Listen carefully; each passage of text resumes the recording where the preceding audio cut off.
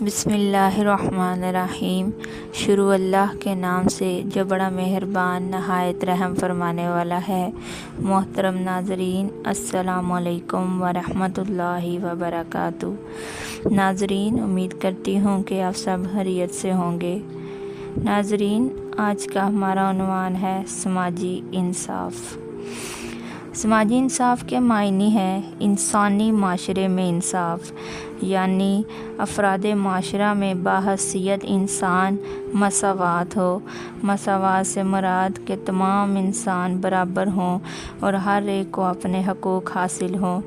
کسی بھی ملک میں سماجی انصاف کا جائزہ لینے کے لیے ہمیں کچھ چیزوں کو دیکھنا ضروری ہے، جس میں سب سے پہلے یہ دیکھا جائے گا کیا وہاں کے معاشرے میں تمام انسان باحثیت انسان برابر ہیں، یعنی کسی کو کسی طبقے، خاندان، قوم یا علاقے سے تعلق رکھنے کی بنا پر فضیلت تو حاصل نہیں ہے۔ دوسرے نمبر پر جو ہم چیز دیکھیں گے وہ یہ ہے کیا وہاں کے معاشرے میں قانونی مساوات موجود ہیں، یعنی کیا قانون کے سامنے سب برابر ہیں اور قانون کو سب پر بالادستی حاصل ہے۔ تیسرے نمبر پر ہم جو چیز دیکھیں گے وہ یہ ہے کیا وہاں کے معاشرے میں معاشی اور اقتصادی مساوات موجود ہیں، یعنی کیا ہر ایک کی بنیادی ضروریات پوری ہو رہی ہیں اور کیا ہر ایک کو اپنی صلاحیت کے مطابق کام کرنے اور کام کا معاوضہ مل رہا ہے۔ ایسا مثالی معاشرہ جس میں مکمل سماجی انصاف ہو آج تک کہیں بھی نظر نہیں آتا، وہ چاہے اہل مغرب ہوں یا اہل مشرق ہوں۔ کوئی بھی یہ دعویٰ نہیں کر سکتے کہ ہمارے ہاں سماجی انصاف پوری طرح موجود ہے۔ مسلمان کا ابتدائی دور مثالی معاشرے کا نمونہ پیش کرتا ہے۔ ہم دیکھتے ہیں کہ وہاں انسانی مساوات، قانونی مساوات اور معاشی مساوات اپنے صحیح مفہوم میں موجود تھی۔ انسانی مساوات کے متعلق اللہ تعالیٰ کا ارشاد ہے، ترجمہ: اے لوگو، بے شک ہم نے تمہیں ایک مرد اور ایک عورت سے پیدا کیا اور ہم نے تمہیں خاندانوں اور قبیلوں میں تقسیم کیا تاکہ تم ایک دوسرے کو پہچان سکو۔ بے شک اللہ کے ہاں تم میں سب سے زیادہ عزت والا وہ ہے جو سب سے زیادہ پرہیزگار ہے۔ نبی صلی اللہ علیہ وسلم نے اسی حقیقت کو اپنے خطبہ حجۃ الوداع میں یوں بیان فرمایا ہے، اے لوگو، بے شک تمہارا رب ایک ہے، تمہارا باپ ایک ہے، تم سب آدم علیہ السلام کی اولاد ہو اور آدم مٹی سے پیدا ہوئے ہیں۔ تم میں سے اللہ کے ہاں زیادہ عزت والا وہ ہے جو زیادہ پرہیزگار ہے۔ کسی عربی کو اجمی پر، کسی گورے کو کالے پر اور کسی کالے کو گورے پر سوائے تقویٰ کے کوئی فضیلت حاصل نہیں ہے۔ انسانی مساوات پر اس سے زیادہ واضح بیان انسان کی پوری تاریخ میں نہیں ملتا۔ ہم نسل انسانی کی مساوات پر صرف آپ صلی اللہ علیہ وسلم کے ارشادات ہی نہیں پاتے بلکہ آپ کی عملی زندگی میں بھی اس کی ہزار مثالیں دیکھتے ہیں۔ جیسا کہ آپ صلی اللہ علیہ وسلم نے فتح مکہ کے دن جو خطبہ دیا تھا، اس میں قوم کو یہی فرمایا کہ اللہ نے تمہاری جاہلیت کے غرور اور خاندانی افتخار کو ختم کر دیا ہے۔ تم سب آدم علیہ السلام کی اولاد ہو اور آدم علیہ السلام مٹی سے پیدا ہوئے۔ اسی تعلیم کا نتیجہ تھا کہ بلال حبشی رضی اللہ تعالیٰ عنہ، صہیب رومی رضی اللہ تعالیٰ عنہ اور سلیمان فارسی رضی اللہ تعالیٰ عنہ اور دیگر صحابہ کرام رضی اللہ تعالیٰ عنہ میں ان کو ممتاز مقام تھا، اور کسی شخص کو اس لیے افضل نہیں سمجھا جاتا کہ وہ فلاں خاندان، قبیلے یا علاقے کا رہنے والا ہے۔ اسلام قانون کی بالادستی اور اللہ کے قانون کے سامنے افراد معاشرہ کی مساوات کا قائل ہے۔ قانون میں جو رعایت یا سزا کسی ایک کے لیے مقرر ہے، اس میں چاہے امیر ہو، غریب ہو، افسر ہو، غلام ہو، چھوٹا ہو، بڑا ہو، کسی کی کوئی تمیز نہیں۔ حد تو یہ ہے کہ نبی صلی اللہ علیہ وسلم بھی اپنے آپ کو قانون الہی سے بالا نہیں سمجھتے تھے، بلکہ تمام احکام کی پوری پابندی فرماتے اور اعلان کرتے کہ اگر کسی نے مجھ سے بدلہ لینا ہو یا کسی کا میں نے کچھ دینا ہو تو میں حاضر ہوں۔ خلفائے راشدین کا دور بھی قانونی مساوات کا دور ہے، جس میں عدل و انصاف کو ہر قیمت پر قائم رکھا جاتا ہے۔ اسلام معاشی مساوات کا علمبردار ہے۔ معاشی مساوات کے معنی یہ ہیں کہ معاشرے میں ہر فرد کی بنیادی ضروریات پوری ہوں اور ہر ایک کو یکساں وسائل معاش اور روزی کمانے کے مواقع حاصل ہوں۔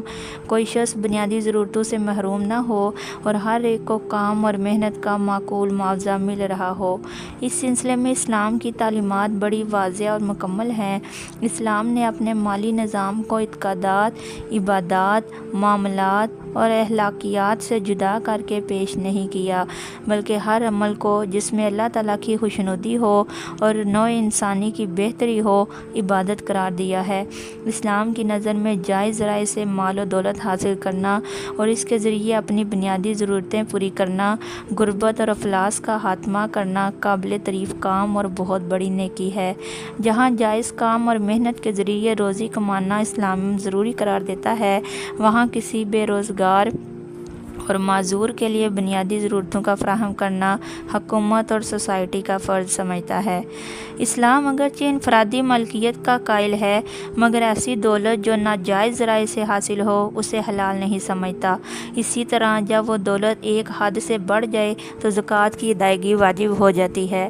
زکوٰۃ کے علاوہ بوقت ضرورت حکومت کو یہ حق دیتا ہے کہ مزید ٹیکس لگا کر تمام افراد مملکت کی بنیادی ضرورتیں پوری کرنے کی ذمہ داری بنائے۔ اسلام اپنے معاشی نظام کے لیے درج ذیل حقائق رکھتا ہے، جس میں سب سے پہلے یہ ہے کہ کائنات کی ہر چیز اللہ کی ملکیت ہے۔ حقیقی حاکم اور مالک صرف اللہ تعالیٰ کی ذات ہے۔ جو کچھ کسی کے پاس ہے وہ اللہ کی امانت ہے اور اس میں اللہ کے احکام کی روشنی میں ہی تصرف کا حق ہے۔ ارشاد باری تعالیٰ ہے، سورہ بقرہ آیت نمبر 284، ترجمہ: اور جو کچھ آسمانوں اور زمینوں میں ہے وہ اللہ کا ہے۔ اللہ نے زمین اور آسمان کی ہر چیز کو بوئے انسانی کی خاطر مسخر کیا ہے۔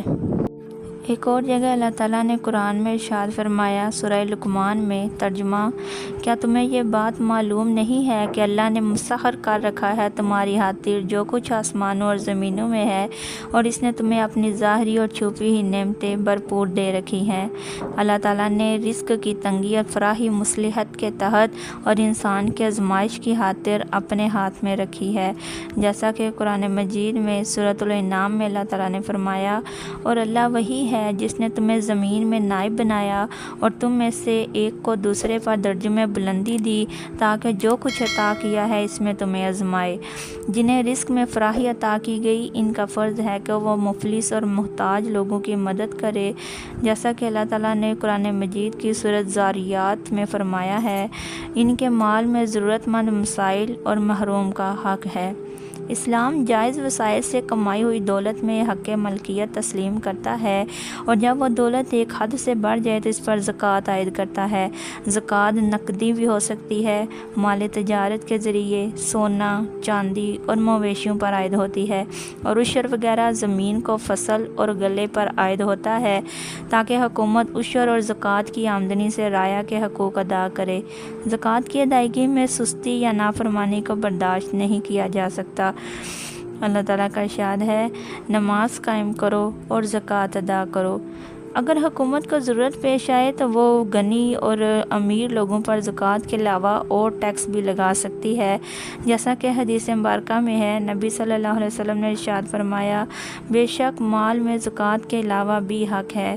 وہ اشیاء جن سے مفاد عامہ وابستہ ہو کسی فرد واحد کی ملکیت نہیں ہے بلکہ حکومت کی ملکیت ہوتی ہیں، اور حکومت کو اللہ کے احکام کی روشنی میں ان میں تصرف کا حق ہوتا ہے۔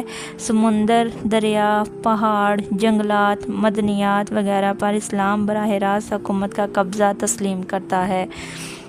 ہر شخص کی بنیادی ضرورتیں پوری کرنا اور اس کی صلاحیت کے مطابق ذریعہ معاش مہیا کرنا حکومت کا فرض ہے۔ اگر کوئی شخص ضروریات زندگی سے محروم ہو کر وقت گزار رہا ہے تو اس کے بارے میں اہل محلہ اور حکومت کے ارکان اللہ کے ہاں جواب دہ ہوں گے۔ جیسا کہ حدیث مبارکہ میں ہے، نبی صلی اللہ علیہ وسلم نے ارشاد فرمایا، جس بستی میں کسی شخص نے اس حالت میں صبح کی کہ وہ رات بھر بھوکا رہا اور اس بستی والوں سے اللہ کی حفاظت کا ذمہ ختم ہو جاتا ہے۔ اسلام دولت جمع کرنے کے مقابلے میں اچھے کاموں پر دولت خرچ کرنے کو پسند کرتا ہے اور اتخاذ دولت کی جگہ دولت کی تقسیم پر زور دیتا ہے۔ انفاق فی سبیل اللہ قرآن کریم کا ایک مستقل عنوان ہے۔ مال پر زکوٰۃ کی ادائیگی تو فرض ہے، اس کے علاوہ ضرورت سے زیادہ مال اللہ کی راہ میں خرچ کر دینا بھی بہت بڑی نیکی ہے۔ ارشاد باری تعالیٰ ہے، وہ تم سے سوال کرتا ہے کہ وہ کیا خرچ کریں، آپ کہہ دیجئے کہ جو کچھ ضرورت سے زیادہ ہے۔ اگر انسان اللہ کے اس فرمان پر عمل کرے تو دنیا میں کوئی شخص بنیادی ضرورتوں سے محروم نہ ہو اور اونچ نیچ ختم ہو جائے۔ الغرض اسلام اپنے معاشی نظام کی بنیاد ان حقائق پر رکھتا ہے جن کی موجودگی میں کوئی شخص معاشی ناانصافی کا شکار نہیں ہوتا۔ یوں اسلام ہر قسم کے سماجی انصاف کی ضمانت دیتا ہے۔ میری اللہ تعالیٰ سے دعا ہے، اللہ تعالیٰ ہمیں حلال اور اچھے طریقے سے رزق کمانے کی توفیق عطا فرمائے اور اللہ تعالیٰ اپنے دیے ہوئے رزق سے اپنی راہ میں خرچ کرنے کی توفیق عطا فرمائے۔ اللہ تعالیٰ ہمیں زیادہ سے زیادہ صدقات و خیرات دینے کی توفیق عطا فرمائے۔ صدقہ دینے سے ویسے بھی بلائیں ٹل جاتی ہیں۔ اللہ تعالیٰ کا بھی ارشاد ہے کہ صدقہ دیا کرو جب بھی تمہارے اوپر کوئی مصیبت آئے، کیونکہ صدقہ بلاؤں کو ٹالتا ہے۔